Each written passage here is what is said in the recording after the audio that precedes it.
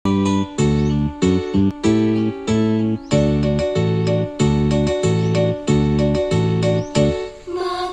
ay di biro, maghapong nakayuko, di man lang makaupo, di man lang makatayo.